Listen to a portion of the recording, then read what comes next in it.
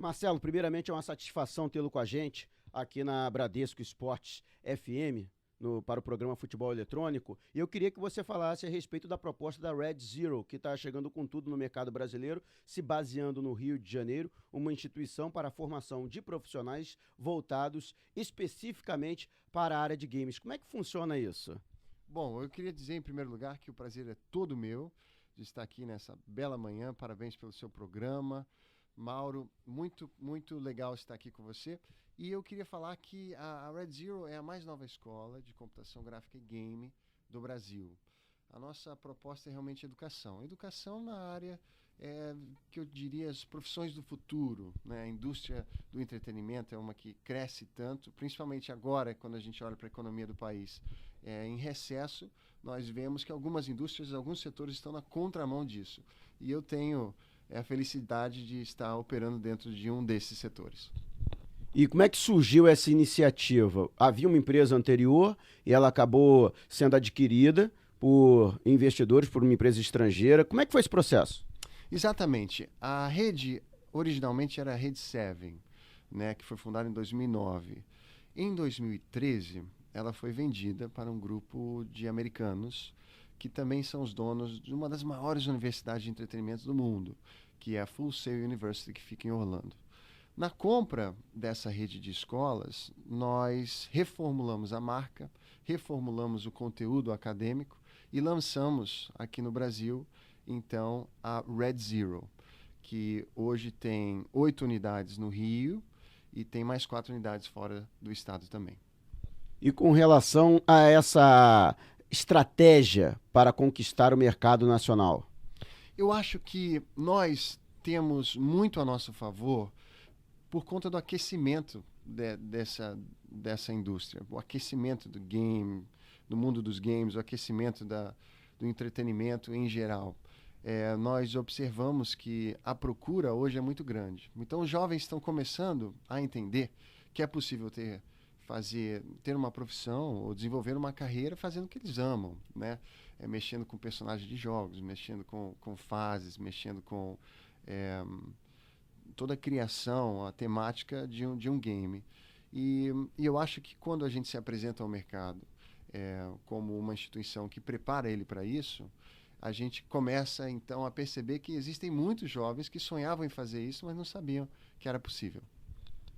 Lógico que você mencionou o crescimento desse mercado e é extremamente gigantesca a procura pelo mercado de games dentro do Brasil, na contramão da retração econômica que a gente vive. Talvez seja um único segmento da economia brasileira que não tenha desacelerado o seu crescimento. E ainda é um mercado incipiente. Se a gente parar para pensar que o aquecimento do mercado de games, de desenvolvimento de games no país, tem algo em torno de 10 anos, ao passo que lá fora nós temos 40 anos de história de jogos eletrônicos, ainda há muita coisa, muito caminho a ser trilhado. O que muita gente está falando hoje é sobre esse problema que nós vivemos hoje no Brasil, que é a nossa economia. A gente está numa fase difícil. E esse é o assunto que a gente percebe por onde a gente vai. Só que não está difícil para todos, não está difícil para todas as indústrias.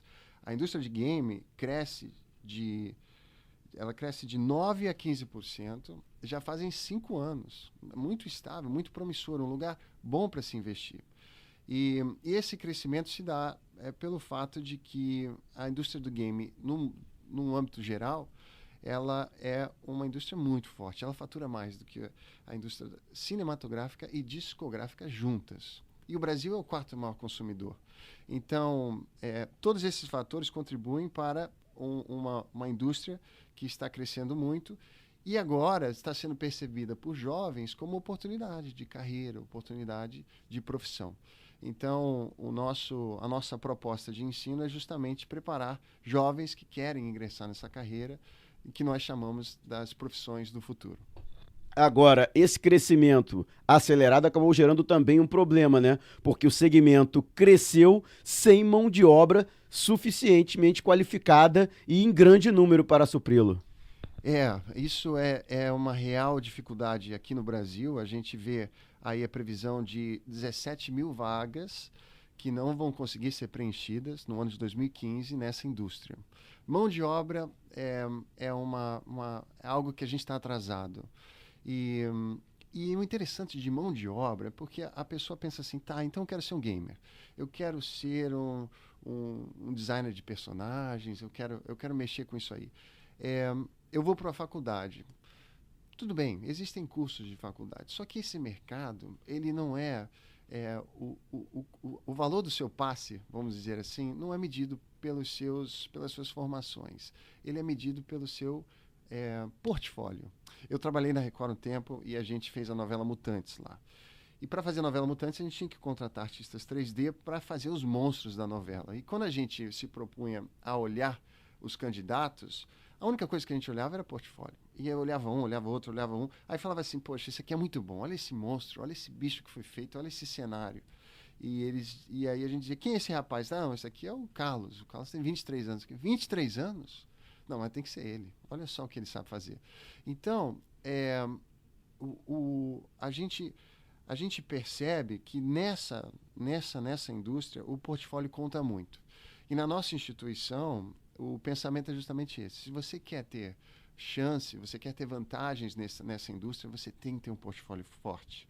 E a partir do primeiro dia, dos alunos que ingressam na Red Zero, eles são, o conceito, a cultura da instituição é como se a gente fosse uma produtora. E eles são orientados a criar um portfólio a partir do primeiro dia.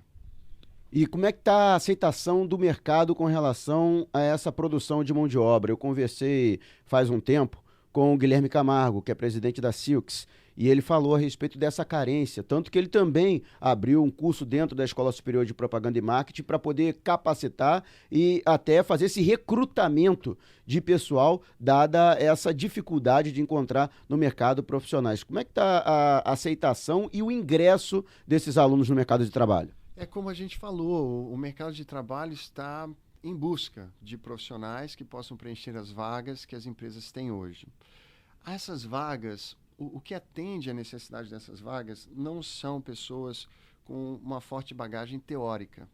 O que eles querem realmente é alguém que tenha expertise naquele software, naquelas ferramentas, no caso de designer, que vai saber manipular as cores, que vai saber criar ali as texturas, que vai saber entregar o produto que ele quer. E para você ter essa expertise, é só prática. Você precisa sentar horas e horas na frente do computador, você precisa manipular o software, você precisa ter contato com as ferramentas. E isso é algo que falta nas universidades. Primeiro que faltam os computadores, depois faltam os softwares mais atualizados.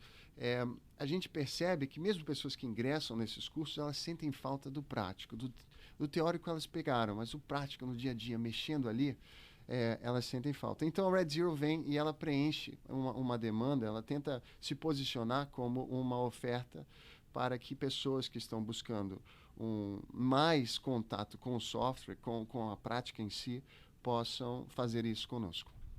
Bom, além de jornalista, eu tenho também a formação de designer. Eu sou formado em desenho industrial pela Escola Superior de Desenho Industrial do Rio de Janeiro. Só que isso há 2 décadas, né? Anos 90, quando a internet ainda era incipiente no Brasil. Para se ter uma ideia, 1%, 1,5% da população na época tinha acesso regular à internet do trabalho ou então de instituições de ensino, que era o meu caso. Você deve ter mexido muito com um software chamado CorelDRAW. Muito. Photoshop, Freehand, que na época era da Aldus e depois foi adquirido pela própria Adobe. Exatamente. Então, você percebe que esse segmento ele muda muito rápido. Né? E aí está uma das dificuldades. Você fala assim, Marcelo, a sua instituição é acreditada pelo MEC? Eu falo, não, não é. Ela não é pelo simples motivo. O MEC ele não consegue acompanhar a evolução da indústria no tempo que é necessário. Porque até ele vir e ver o seu conteúdo programático e esperar a sua turma formar e depois avaliar se aquilo pode ser certificado ou não, você já perdeu 3 ou 4 anos em que você já está desatualizado. Então, ser um curso livre te permite... a Adobe fez aí a atualização dos seus softwares, o pacote mudou. Agora o CS6 vai vir com outras coisas. E você fala, oba, então eu quero já incorporar isso na minha formação, não preciso pedir para o MEC, né? Então isso é importante. A gente tem que estar antenado, para o aluno ter o máximo de vantagem, ele tem que ter acesso à tecnologia de ponta, por isso que nos nossos laboratórios a gente tem tanto o PC quanto o Mac, para ele já ir pronto. Caso o contratante trabalhe com PC, ele sabe manusear o PC. Caso o contratante seja com Mac, ele sabe manusear o Mac. E também os softwares os mais atuais, para garantir ele a máxima vantagem na sua ingressão ao mercado. Você mencionou a certificação pelo MEC, mas o que muitos profissionais hoje, alunos, e também muitas empresas buscam é a certificação por empresas, né? Por próprias empresas dentro do segmento com relação a determinada tecnologia. Exatamente. Então, por exemplo, se você quiser mostrar que você entende de Photoshop, a melhor forma de fazer isso é você tirar a certificação da Adobe em Photoshop. E por aí vai. Então, eu também concordo com você, Mauro. Eu acho que as referências nessa área precisam ser aquelas que validam se você sabe ou não, né? E referências na área de publicidade, assim, o MEC ainda não... Eu espero que no futuro a gente possa acompanhar isso de perto, mas hoje não é isso que a gente vê. E com relação, você falou da dualidade entre o PC e o Mac. Lá fora já é algo pré-estabelecido. Você vai nos principais estúdios, nos principais laboratórios de design e é tudo Mac. Aqui no Brasil ainda não se padronizou, principalmente pelo custo operacional. É caro você adquirir e manter essas plataformas. Como é que está essa situação? Muito caro. Nós sofremos com isso, não há dúvida, porque quando nós nos propomos a ter laboratórios de Mac, então isso já joga o nosso custo lá para cima, porque são equipamentos caros, que taxas de importação e impostos no nosso país não ajudam, então tem essa dificuldade. Agora, o Mac, ele realmente ganhou muito espaço no mundo publicitário e ele é visto como a melhor máquina para se usar. Mas no mundo dos gamers, o PC ainda é a bola da vez, né? Então, aqueles que nos procuram para fazer uma formação em game percebem que 80% do conteúdo ainda é ministrado em PC.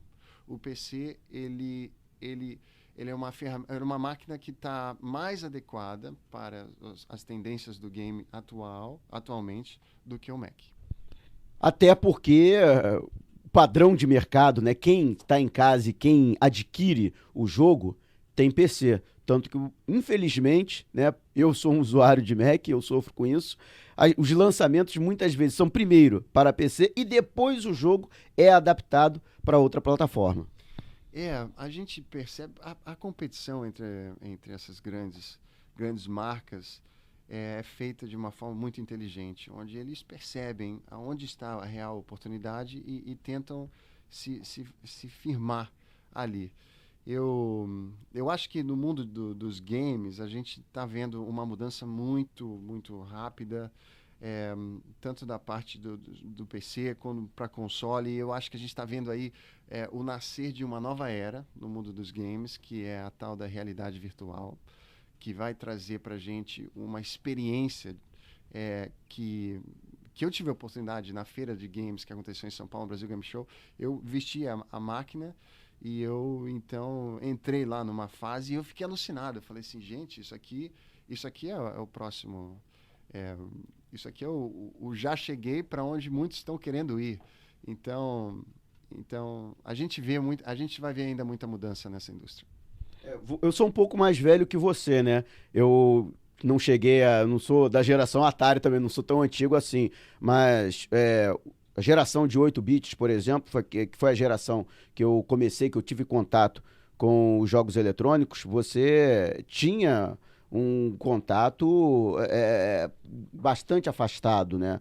E hoje nós temos um contato muito maior com os games, com a questão do áudio, que melhorou absurdamente, a parte gráfica, então, nem se fala, que é a chamada imersão, que foi o que você experimentou na feira e que eu também tive a oportunidade de experimentar, né? Que é um outro passo. Eu acredito até que a geração atual está para aquela geração de 8 bits, no final dos anos 80, início dos anos 90, assim como esse próximo passo está para o atual. Será realmente um salto muito grande. Você sabe, eu me surpreendo até com as mudanças que eu vi acontecendo da minha infância para cá. Eu me lembro que quando eu tinha 8 anos e a minha mãe atendia o telefone, era um telefone que você discava com o discador giratório. Eu me lembro que ninguém tinha celular naquela época. E eu me lembro indo na casa da minha avó, no interior, e ver uma televisão em preto e branco. Isso que são coisas assim da época da caverna para o meu sobrinho, que tem 8 anos, né? Qualquer tela que ele olha, ele pensa que é touchscreen, ele já tenta tocar, já tenta... Então, a gente percebe que as coisas estão evoluindo muito rápido, e uma indústria que fatura tanto, não é da gente ficar muito surpreso que eles vão cada vez investir mais e criar jogos cada vez mais cativantes para atrair novos gamers e conseguir comercializar os seus produtos. Você falou da questão do investimento e é algo impressionante. Hoje, o custo de um game de ponta, como é o caso do GTA, a versão 5, é digno de uma superprodução de Hollywood. No entanto, nós vemos também alguns cases de sucesso de games que são, por exemplo, para smartphones e tablets. E o último foi Angry Birds, que conseguiu um resultado, um retorno absurdo. Hoje, tem espaço ainda para esse mercado de games de baixo custo de desenvolvimento?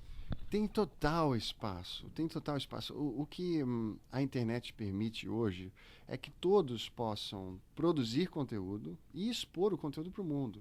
E aí cabe o mundo dizer se gostou ou não. E quando o mundo gosta, a proporção costuma ser muito, muito grande.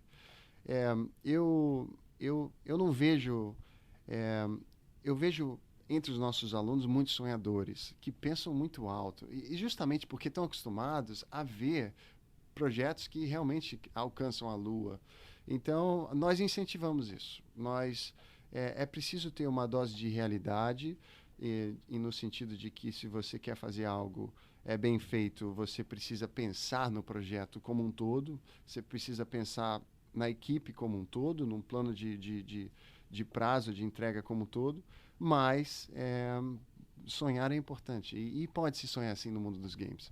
Bom, e falando em sonho, a gente pode esperar do Brasil uma potência no desenvolvimento de games? O Brasil, ele está se despertando. O brasileiro, eu tendo a filosofar um pouco, tá? Mas o brasileiro, ele tem criatividade na sua vocação, na sua alma. E ele já mostrou isso em vários setores, na música, nas artes cênicas. E no game a gente percebe que existem polos que estão se formando com muita competência, com pessoas muito boas, que estão começando a produzir games e estão movendo a nossa indústria à frente, né?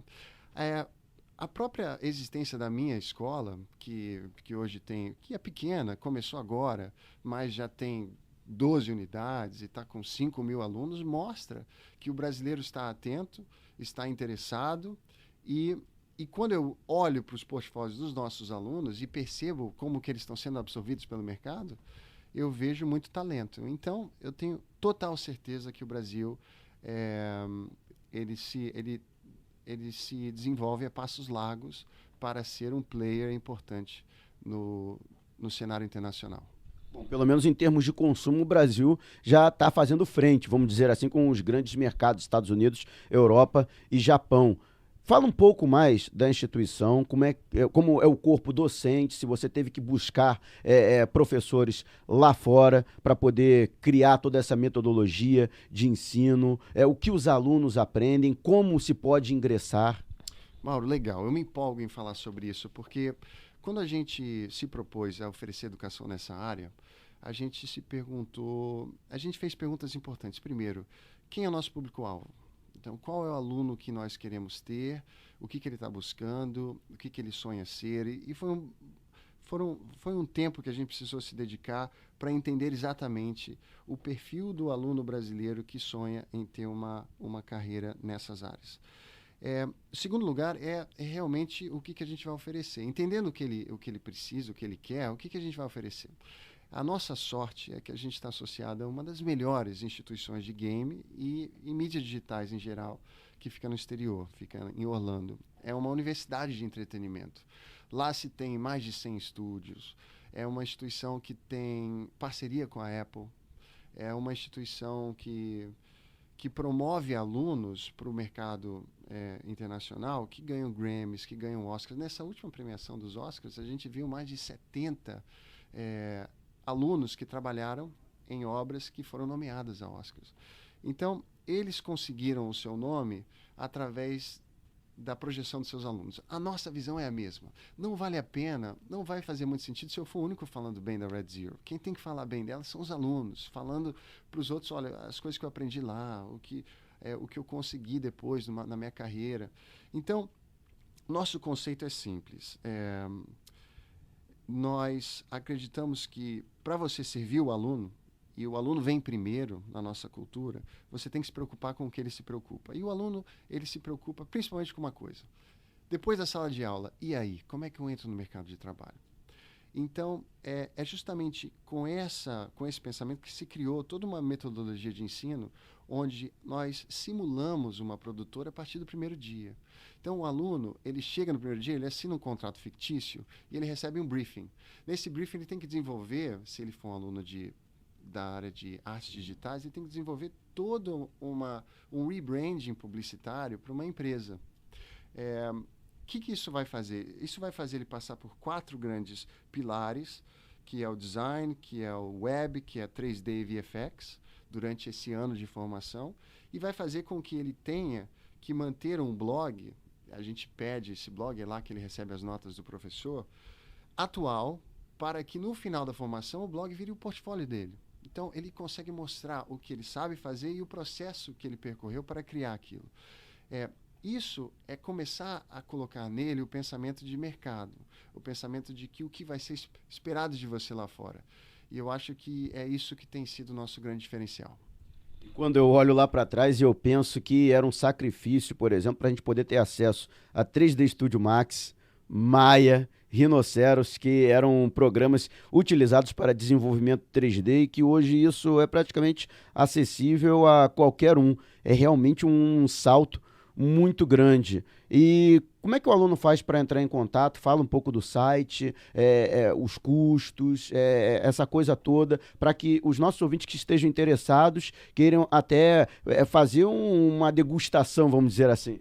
Olha, eu ficaria muito feliz se existem ouvintes que estão acompanhando essa programação e que gostam de desenhar, assistem filmes, são amantes de filmes e se perguntam como que eles são feitos, têm interesse em mexer com foto, manipular imagens, querem editar vídeos, são curiosos, são pessoas que observam o mundo do entretenimento com perguntas sobre como é que se faz tudo isso.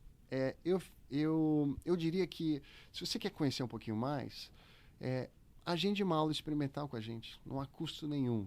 Você pode marcar na unidade mais próxima da sua casa e você pode ter uma experiência à primeira mão com os softwares, com as ferramentas que compõem esse mundo que é fascinante. Para você fazer isso, é muito simples. Você vai acessar o nosso site, que é o www.redzero,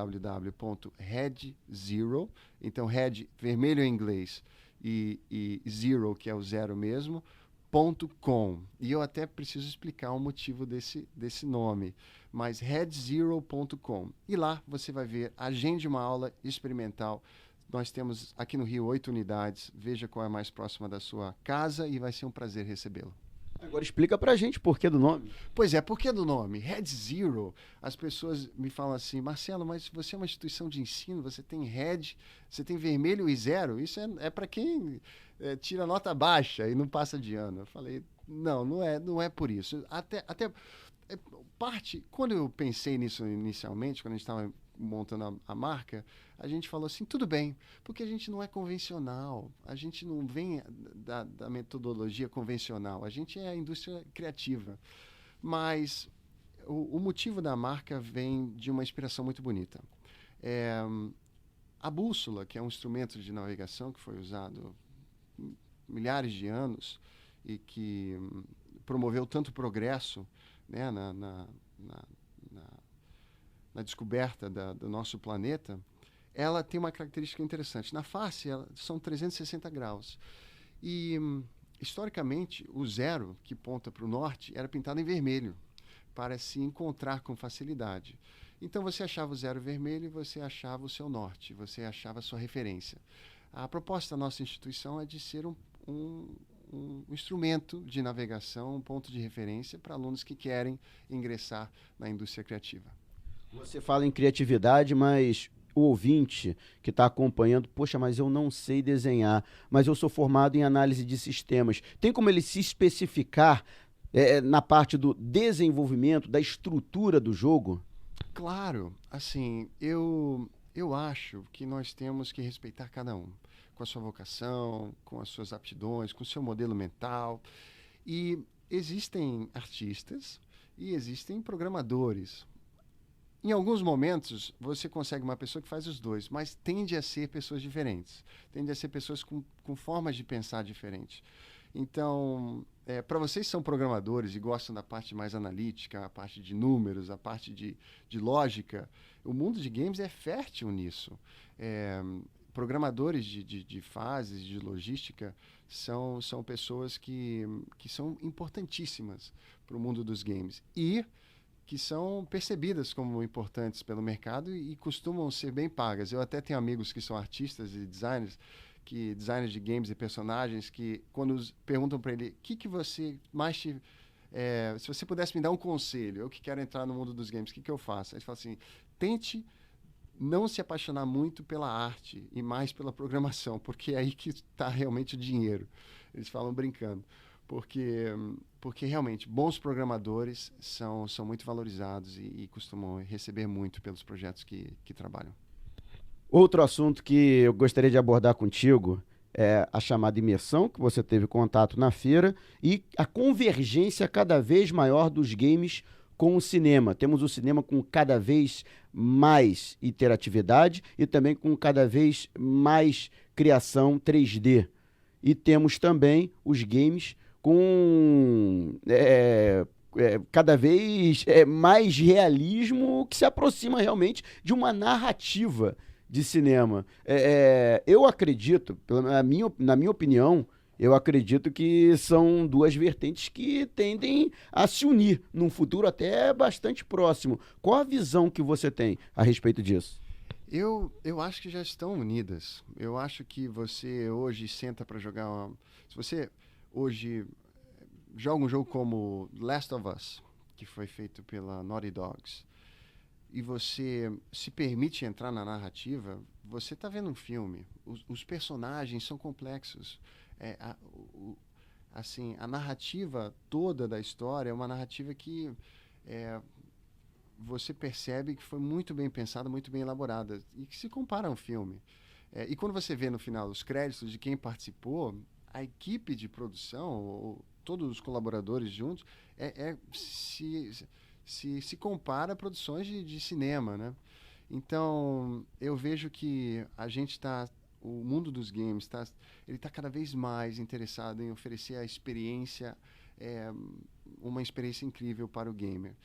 E o cinema, que vê essa indústria como tão forte, começa a tentar linkar os seus produtos com ela. Então você tem filmes que viram games, você tem games que viram filmes. Isso faz parte do mundo do entretenimento e eu acho que só traz, só aumenta a oferta e aumenta o nosso, vamos dizer, a nossa alegria. Antigamente a gente tinha o cinema muitas vezes se inspirando nos livros, né? Nas grandes histórias, nos best-sellers, para formar, muitas vezes, produções de sucesso e campeões de bilheteria. Hoje é exatamente o contrário. Você tem personagens de quadrinhos e de games que são utilizados na narrativa do cinema e que muitas vezes também se tornam campeões de bilheteria. É isso mesmo. Como a indústria do cinema, ela perdeu muito espaço para o mundo dos games, é natural começar a se pensar em como criar pontes para que você consiga comunicar com o público dos gamers também. Eu vejo isso como natural. Agora, uma coisa que eu percebo é que a gente está aqui na Rádio Band, você tem toda uma carreira com esporte, e eu fico que é de se admirar, e parabéns pelo todo o seu trabalho. A gente esse conceito de imersão realmente no jogo, ele tem feito os jovens não querer se a gente não acompanhar, eles querem mergulhar e não saem mais, né? Então, eu digo isso porque a gente vê aí uma pesquisa que fala que mais de 80% dos jovens brasileiros preferem videogames a atividades esportivas. E, e isso já mostra que a gente está percebendo que eles estão querendo viver cada vez mais o mundo virtual e menos o mundo real. Então, isso é uma reflexão para se ter também, porque eu que sou educação, eu não sou só o entretenimento, eu sou educação, eu penso no desenvolvimento psicológico dos nossos alunos, e é algo que tem que ser considerado, né? A indústria vai querer fazer o jogo cada vez mais incrível, cada vez mais estimulante. Nós temos que pensar o que realmente é o melhor para a nossa juventude. Até porque eu também tomei conhecimento dessa pesquisa e cada vez mais o gamer, ele não só consome o jogo, como também tutoriais através do YouTube. Então ele passa, às vezes, muito tempo no game e também muito tempo na internet consumindo conteúdo para poder se tornar um melhor jogador. Exatamente. Você pergunta assim para um garoto, o que você prefere, jogar videogame ou ir para a quadra jogar futebol? O ser humano, ele tende a preferir as coisas que ele faz melhor. E a gente faz melhor as coisas baseado no tempo que a gente dedica a elas. Se ele dedica muito tempo ao game, ele vai ser melhor no game do que no futebol. Ele vai ser melhor no FIFA do que na quadra do condomínio dele. Então ele vai optar por isso. Não significa que ele só gosta disso, ele pode gostar do futebol também. Mas eu acho que essa pesquisa que saiu aí, ela reflete isso. A gente vê muito tempo sendo dedicado ao jogo, muito tempo sendo dedicado ao jogo enquanto ele não está jogando, que é o que você mencionou, que é assistindo tutorial. E os bloggers hoje, youtubers, são celebridades nesse mundo. Você fica impressionado como eles têm um número de seguidores, e eles têm influência sobre seus seguidores da forma que vem acontecendo. Mas é isso, o tempo do gamer muitas vezes jogando o jogo, e muitas vezes tentando se melhorar fora do jogo para poder ser melhor ainda lá. Olha, Marcelo, vou precisar de um outro programa, né? Porque os assuntos realmente são muitos e é muito bom a gente poder contar com alguém que não só entende bastante, né, deste assunto, como está inserido dentro desse contexto. Quero agradecer a sua participação e seja bem-vindo aqui para próximas oportunidades. E se você quiser falar mais alguma coisa a respeito do Red Zero para os nossos ouvintes, quiser passar mais alguma informação, fique à vontade. Mauro, o prazer é todo meu.